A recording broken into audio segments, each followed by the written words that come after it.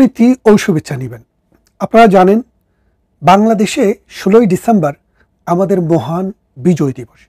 এই মহান বিজয় দিবসের আগে আগে বাংলাদেশে ১৯৭১ সালের ঘাতক দালাল রাজাকার আলবদর, জামাতে ইসলামী আল শামস তারা মিলে রাজাকার তাইজুলকে দিয়ে একটি ক্যাঙ্গারু কোর্ট বসিয়ে মুক্তিযুদ্ধের সপক্ষের মানুষ, মুক্তিযুদ্ধের চেতনা যারা ধারণ করে, যারা সরাসরি মুক্তিযুদ্ধে অংশগ্রহণ করেছে, এই রকম মানুষদেরকে ওই রাজাকারদের ট্রায়ালে, যুদ্ধাপরাধীদের ট্রায়ালে একটি প্রহসনের বিচার করে ফাঁসি দেওয়ার একটি রায় চূড়ান্ত করে ফেলেছে, যে রায়টি খুব তাড়াতাড়ি ঘোষিত হবে।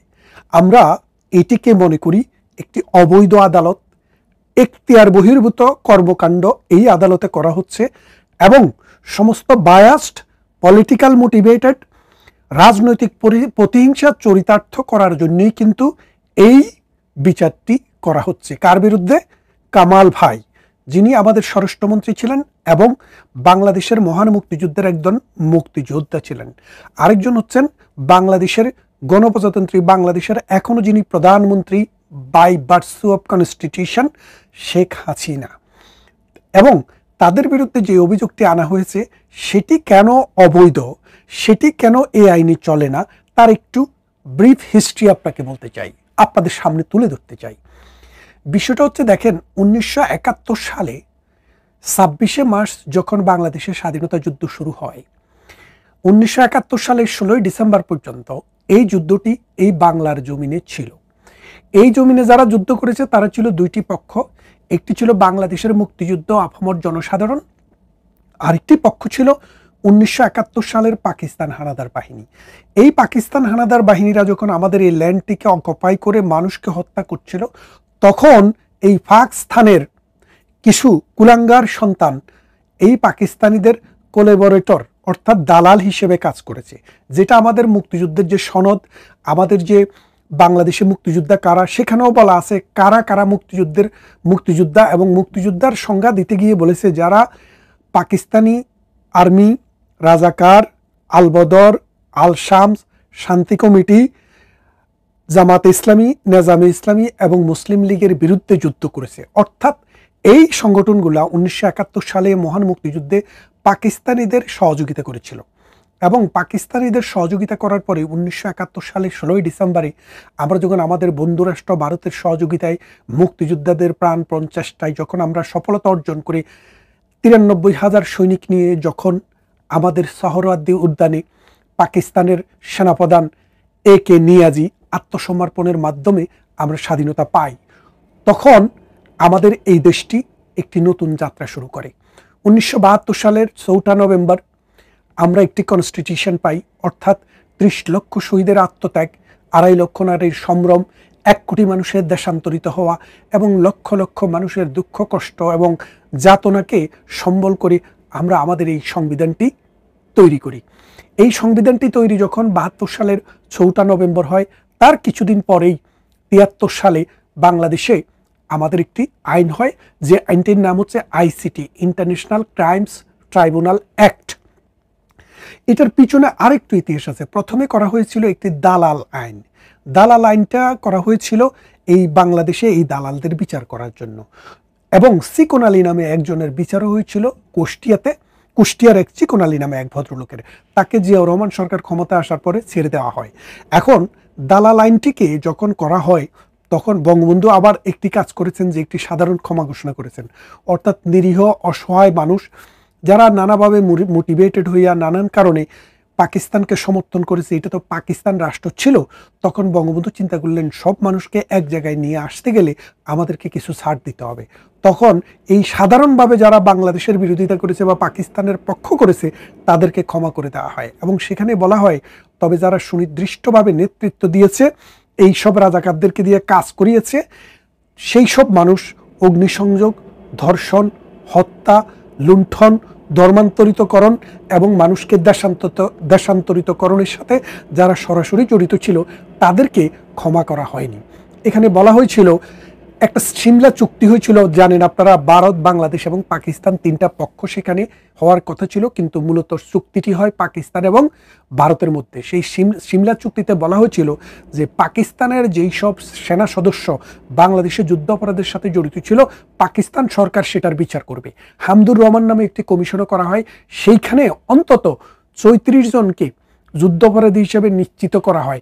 কিন্তু পরবর্তীতে পাকিস্তান যেহেতু আর্মিদের দেশ, পাকিস্তান যেহেতু আর্মিদের সরকার, আপনারা জানেন গত 79 বছরে পাকিস্তানে একটি সরকারও 5 বছর টেনিউর পালন করতে পারেনি।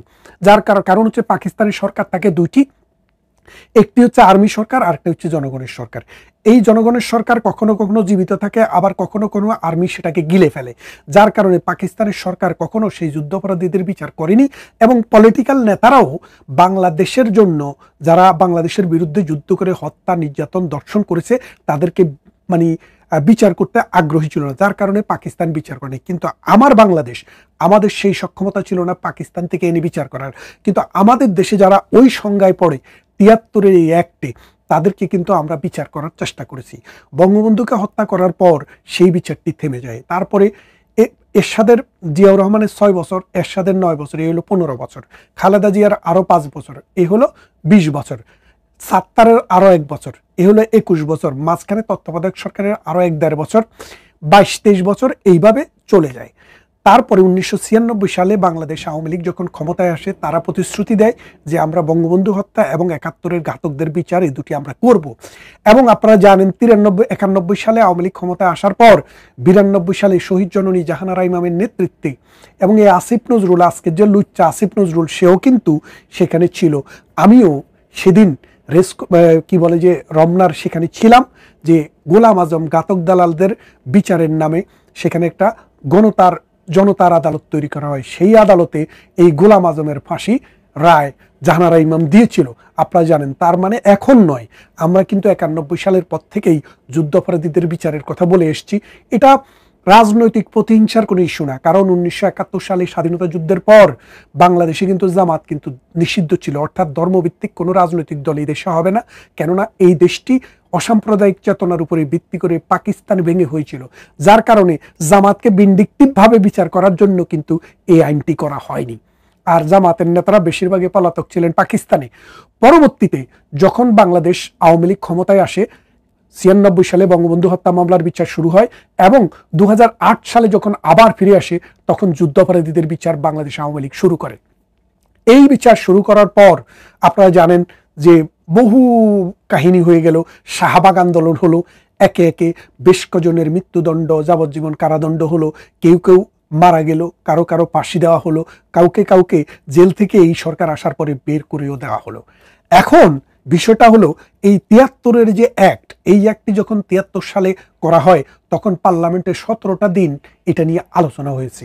আপনারা যদি কেউ বিশ্বাস না করেন, আপনারা বাংলাদেশে এটাকে বলে পার্লামেন্টারি হ্যান্ডসার্ট, সেই পার্লামেন্টারি হ্যান্ডসার্টটা একটু পড়ে দেখেন। সেখানে বলা আছে যে এই আইনটা হচ্ছে 1971 সালের মহান মুক্তিযুদ্ধে যারা হত্যা, দর্শন, নির্যাতন, লুণ্ঠন এবং পাকিস্তানি বাহিনীর সহযোগী হিসেবে কাজ করেছে, শুধুমাত্র তাদের বিচার করার জন্য। তারপরে 2010 সালে সরকার একটি অ্যাক্ট করে সেটাকে অ্যাক্টিভ করার পর পরবর্তীতে ওখানে একটা সংশোধনী এসেছিল। সেই সংশোধনীটা ছিল, এইরকম যুদ্ধ অবস্থা যদি ভবিষ্যতে কখনো যুদ্ধ হয়, সেক্ষেত্রেও কার্যকর করা যাবে। এখন ব্যাপারটা বোঝেন, 2024 সালে একটা পাগলকেও যদি জিজ্ঞাসা করেন বাংলাদেশে কি যুদ্ধ হয়েছিল, বলবে হয়নি। শুধু অসভ্য, রাজাকার, আলবদর, আলশাম, পাকিস্তানপন্থী, স্বাধীনতা বিরোধী, মৌলবাদী গোষ্ঠীরাই শুধু বলবে যে যুদ্ধ। তাহলে দেখেন, এই যে বিচারটা এখন হচ্ছে, এই বিচার আপনি যদি শেখ হাসিনা সহ যেই কারো বিচার করতে চান, কেউ বিচারের ঊর্ধ্বে নয়, যেই কারো বিচার করা যায়, কিন্তু সেই বিচারটি বাংলাদেশের আইনে হবে, অথবা পার্লামেন্ট একটি আইন করে সে বিচার করবে। যেহেতু পার্লামেন্ট নাই, এখন পার্লামেন্ট যখন সেশনে থাকে না, তখন পার্লামেন্ট যে আইন করতে পারে, যে আইন করার সামর্থ্য আছে, সেই রকম কোনো আইন প্রেসিডেন্টের অর্ডিন্যান্স দিয়ে করা যায় না। This is constitution of Bangladesh. তার মানে পার্লামেন্ট সেশনে থাকলে, পার্লামেন্টের 2টা সেশনের মাঝখানে যদি রাষ্ট্রের প্রয়োজন হয়, তখন পার্লামেন্টের অ্যাবসেন্সে প্রেসিডেন্ট দ্বারা আপনি অর্ডিন্যান্স জারি করাতে পারেন। সেই অর্ডিন্যান্সটিও যখন এই 60 দিন চলে যাবে, যদি পার্লামেন্ট সেটি রেকটিফাই না করে, তাহলে সেটি মৃত্যু বলিয়া ধরা হবে। তাহলে এখন যে আপনি প্রতিদিন এই আওয়ামী লীগের বিচার, অমুকের বিচার, তমুকের বিচার, অমুককে ব্যান্ড তমুককে ব্যান্ড বইলা প্রেসিডেন্টকে দিয়ে যে অর্ডিন্যান্স জারি করাচ্ছেন, আপনারা এটার কোনোটাই বাংলাদেশের আইন অনুসারে বৈধ না। যতক্ষণ পর্যন্ত বাংলাদেশে আরেক সেট আইন না আসবে, কনস্টিটিউশন পরিবর্তন না আসবে, বাংলাদেশের নাম না বদলাবে, পতাকা না বদলাবে, মানচিত্র না বদলাবে, এটি সেই বাংলাদেশে রয়েছে। এবং এই বাংলাদেশে যেই কোনো বিচারকে বাংলাদেশের কনস্টিটিউশনের সাথে কম্পেটেবল হইতে হবে। যদি তা না হয় তাহলে সেটা null and void in accordance with the spirit of the constitution. তাই বাংলাদেশে এখন যে বিচারটি চলছে সে বিচারটি আটারলি আনকনস্টিটিউশনাল, আটারলি ইলিগাল, এবং এই বিচার একটা কিলিং আর কিচ্ছু না। বিএনপি, জামাত এবং তার আরও অন্যান্য সাম্প্রদায়িক শক্তি যে কাজটা করছে এটা ইতিহাস হবে। এই ইতিহাসের দায় তাদের কাঁধে থাকবেই। এবং আমরা যারা বিশ্বাস করি আইনের শাসনে, আমরা যারা বিশ্বাস করি প্রগতিশীলতায়, আমরা যারা বিশ্বাস করি অসাম্প্রদায়িক চেতনায়, তারা একদিন এটার বিচার কিন্তু এই বাংলার জমিনেই করব। এখন আসেন, শেখ হাসিনার বিরুদ্ধে যে অভিযোগটি নিয়ে আসা হয়েছে, শেখ হাসিনা বাংলাদেশের প্রধানমন্ত্রী ছিলেন। সাম্প্রতিক তিনি এটি পত্রিকায় সাক্ষাৎকারে বলেছেন, আমার সময় যদি কোনো হত্যা হয় সেটার দায় অবশ্যই আমাকে নিতে হবে। কিন্তু সেই দায়টা কি? দেখেন, বাংলাদেশের সরকার প্রধান যিনি থাকেন তার দায় হচ্ছে, প্রধান দায় হচ্ছে রাষ্ট্রের সম্পদ এবং জনগণের জান এবং মালের নিরাপত্তা দেওয়া। যদি কোনো সংঘবদ্ধ গোষ্ঠী, কোনো উন্মত্ত জনতা কখনো জনগণের সম্পদ এবং জনগণের জীবন নিরাপত্তার হুমকিতে ফেলে, তাহলে তাকে হত্যা করা, তাকে নিবৃত করা, তাকে অ্যারেস্ট করা, যেইভাবে শক্তি প্রয়োগ করা তার বিরুদ্ধে, সেটা বৈধ হয়ে যায়। এটা শুধু বাংলাদেশের আইনে নয়, আন্তর্জাতিক আইন, জাতীয় আইন, যেই কোনো আইনে, ক্রিমিনাল লতে এটা বৈধ। এটাকে বলে সেলফ ডিফেন্স। ব্যক্তির সেলফ ডিফেন্স না, রাষ্ট্রের ডিফেন্স। এবং রাষ্ট্র সেটাই করেছে। প্রধানমন্ত্রী শেখ হাসিনা যখন দেখেছেন মেট্রো রেলে আগুন, যখন দেখেছেন টিভি ভবনে আগুন, যখন দেখেছেন সেতু ভবনে আগুন, তখন কিন্তু বাংলাদেশের মানুষের পক্ষে, সরকারের পক্ষে, বাংলাদেশের সরকার এই শক্তি প্রয়োগ করা বৈধ এবং রিজনেবল। এবং আরও একটি কথাকে দেখেন, এই যে ক্যাঙ্গারু কোর্টে বিচার হচ্ছে, সেখানে কিন্তু তারা বলছে এগুলোতে শেখ হাসিনা আগুন লাগিয়েছে। অথচ কদিন আগে আপনারা টেলিভিশনে দেখেছেন যারা আগুন লাগিয়েছে তারা বলেছে এগুলোতে যদি আগুন না লাগাতাম তাহলে কি শেখ হাসিনাকে নামানো যেত। তারাই কিন্তু বলছে। তাহলে দেখেন, এই যে বাংলাদেশ, এই যে সমাজ, এই যে রাষ্ট্র, এই যে আইন, এটাকে শুধুমাত্র ছেলের হাতের মোড়া একটা পুতুলের মতো করে ব্যবহার করা হচ্ছে এবং এই বাংলাদেশটাকে একটা অন্ধকার জগতের দিকে নিয়ে যাচ্ছে। একটা মৌলবাদী, একটা সাম্প্রদায়িক শক্তিকে আফগানিস্তানের মতো বাংলাদেশের উপরে চাপিয়ে দেওয়ার চেষ্টা হচ্ছে। আপনারা জানেন, আপনি ইতিহাসের গতিকে বদলাতে পারবেন না, আপনি ইতিহাসের ধারাকে বদলাতে পারবেন না। কিছুদিন হয়তো আড়াল করে রাখার চেষ্টা করতে পারবেন। আমাদের তিন দিকে ভারত, একদিকে বঙ্গোপসাগরের নোনা জল। আমরা বিশ্বাস করি এই জায়গায় বসবাস করতে হলে আমাদের যেসব প্রতিবেশী রাষ্ট্র আছে তাদের সাথে আমাদের সুসম্পর্ক থাকতে হবে। পাকিস্তানের সাথে আমরা ছিলাম, তারা আমাদের প্রতিবেশী নয়, কিন্তু মুসলমান বলে আমাদের রাষ্ট্রের অংশ ছিল, কিন্তু আমরা তাদের সাথে কখনো শান্তিতে থাকিনি। এই ভারতবর্ষ এটি গণতান্ত্রিক শক্তি, সারা বিশ্বে একটি ব্যান্ড, এবং সবাই তাদেরকে গণতান্ত্রিক শক্তি হিসেবেই মনে করে। আজকের দিনে ভারতের বিরুদ্ধে যে প্রপাগান্ডা চালানো হচ্ছে, ভারতের বিরুদ্ধে নতুন প্রজন্মের ব্রেইন ওয়াশ করার যে চেষ্টা চলছে, এটা বন্ধ হতে হবে দেশের স্বার্থে এবং জাতির স্বার্থে। প্লাস আগামী 13 তারিখে আপনারা জানেন যে প্রধানমন্ত্রী শেখ হাসিনার বিরুদ্ধে যে এই মিথ্যা রাজনৈতিক হয়রানিমূলক এবং মুক্তিযোদ্ধা এবং মুক্তিযুদ্ধের সপক্ষের মানুষকে হত্যার নীল নকশার অংশ হিসাবে এই আইসিটিতে যে জাজমেন্টটি রেডি করে তারা প্রকাশ করার চেষ্টা করছে, তার বিরুদ্ধে 13ই নভেম্বর ঢাকা অবরোধের, ঢাকা লকডাউনের একটি কর্মসূচি আছে। আপনারা সবাই সেটি ইতিমধ্যে জেনে গেছেন এবং সেটি বাংলাদেশ আওয়ামী লীগের একটি এসিড টেস্ট। আপনাদের ভয় পাওয়ার কোনো কারণ নেই। এদেশের মাটি, এদেশের মানুষ, এদেশের পুলিশ, আর্মি, বিডিআর সবাই আপনাদের সাথে আছে। আপনারা একটা জিনিস মনে করেন যে প্রধানমন্ত্রী শেখ হাসিনার যখন বিচার করা হচ্ছিল তখন সেখানে একটি কথা বলা হয়েছে যে প্রধানমন্ত্রী শেখ হাসিনা নির্দেশ দিয়েছেন গুলির জন্য।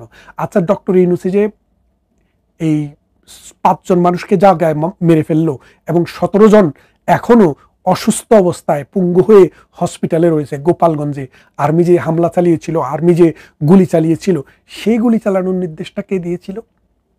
তখন প্রধানমন্ত্রী শেখ হাসিনা রাষ্ট্রের ক্ষমতায় ছিলেন, আর এখন ডক্টর ইউনূস রাষ্ট্র চালাচ্ছেন। তাহলে সেটার যদি অর্ডার যদি প্রধানমন্ত্রী শেখ হাসিনা দেয়, এবারের অর্ডারটা কারা দিয়েছিল? ডক্টর ইউনূস তো বলেছিল আর্মি কখনো আর বাংলাদেশে মানুষ হত্যা করবে না।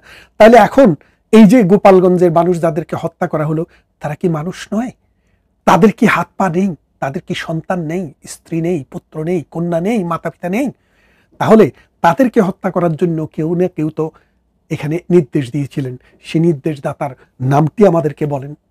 তা না হলে বলেন যে না, আর্মিকে পুলিশকে নির্দেশ দিতে হয় না, আর্মি এবং পুলিশ জানে কখন গুলি চালাতে হবে, কখন তাদের ম্যানুয়ালে তাদেরকে যখন ট্রেনিং দেওয়া হয়, তাদেরকে যখন প্রমোশন দেওয়া হয়, সেখানে কিন্তু সব কিছু লিখাই থাকে কার কখন গুলি চালাতে হবে, কখন গুলি চালানো থেকে বিরত থাকতে হবে। তাই মিথ্যার বেশাতি নয়।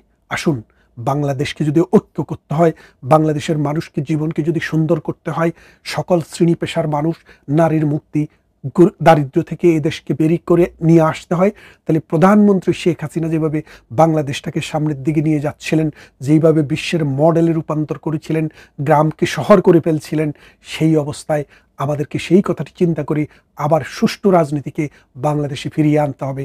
তা না হলে আগামী প্রজন্ম, আমাদের সন্তানদের জীবন অন্ধকারে নিমজ্জিত হবে।